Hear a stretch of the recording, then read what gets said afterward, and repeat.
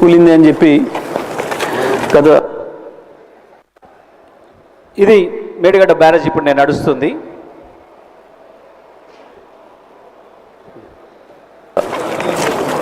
పద్దెనిమిది 19 మాసాలుగా 20 మాసాలుగా ఏదైతే కాంగ్రెస్ బీజేపీ నాయకులు మాట్లాడుతున్నారో అదే మేడిగడ్డ ప్రాజెక్టు పైన మనం నడుస్తున్నాం. ఇప్పుడు మనం ఆ చివరికి వెళ్ళి మహారాష్ట్ర బార్డర్ నుంచి ఇక్కడ వరకు ఇట్లా నడుచుకుంటూ వస్తున్నాం. మనం ఇక్కడ ముందట కొంచెం కుంగింది, ఇది వంగింది ఏదైతే ఉందో 1 ఫీటు వంగిన పిల్లరు.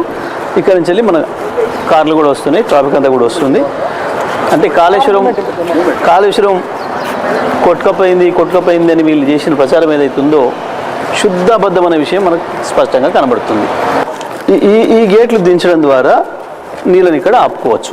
ఈ పైకి మొత్తం కూడా నీళ్ళు ఆపుకోవచ్చు. మనం ఇక్కడ ఎంత ఆపుతామంటే 16 TMCల నీళ్ళు ఆపుకోవచ్చు మనం. ఆ పైన మనం కన్నెపల్లి పంప్ హౌస్ అయితే ఇప్పుడు ఈ నీళ్ళని ఇక్కడ ఆపి అక్కర లేకుండా కూడా కన్నెపల్లి పంప్ హౌస్ను ఆన్ చేసుకొని మనం నీళ్ళు తీసుకోవచ్చు. ఎందుకంటే ఎత్తిపోసేది అక్కడి నుంచి. ఇక్కడ దేని కొరకు కట్టింది ఇది కేసీఆర్ గారు అంటే ఎండాకాలంలో కూడా ఈ నీళ్ళని ఆపుకుంటే ఇక్కడ ఆ తర్వాత వచ్చే వానకాలానికి నీళ్ళు అవసరం పడితే ఈ నీళ్ళను కూడా వాడుకోవచ్చు. ఒకవేళ వర్షాలు ఏదైనా సందర్భంలో ఆలస్యం అయితే ఈ నీళ్ళను కూడా మనం వాడుకొని ముందుకు తీసుకొచ్చుకోవచ్చు. నార్లు పోసుకోవడానికి ఇతర అవసరాలకు ముందుగా వాడుకోవచ్చు అనే ఉద్దేశంతో దీన్ని కట్టింది. ఇది లేకపోయినా కాళేశ్వరం ప్రాజెక్టుకి ఏమి ఇబ్బంది లేదు, నీళ్ళు రావడమే ఆగదు.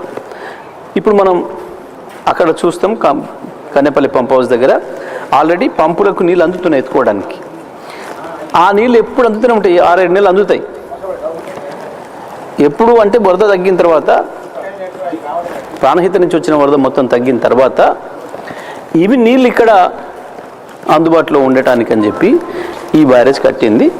ఇది మొత్తం కాళేశ్వరం బ్యారేజ్ల ప్యాకేజీలో మొత్తం అన్ని కలిపి 19 రకాల కాంపోనెంట్లు ఉంటే అది ఒక్కటిది.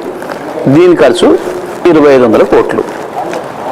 ఇన్ని 85 పిల్లర్స్, 85 గేట్లు, వీటన్నిటి ఖర్చు కలిపి 2500 కోట్లు.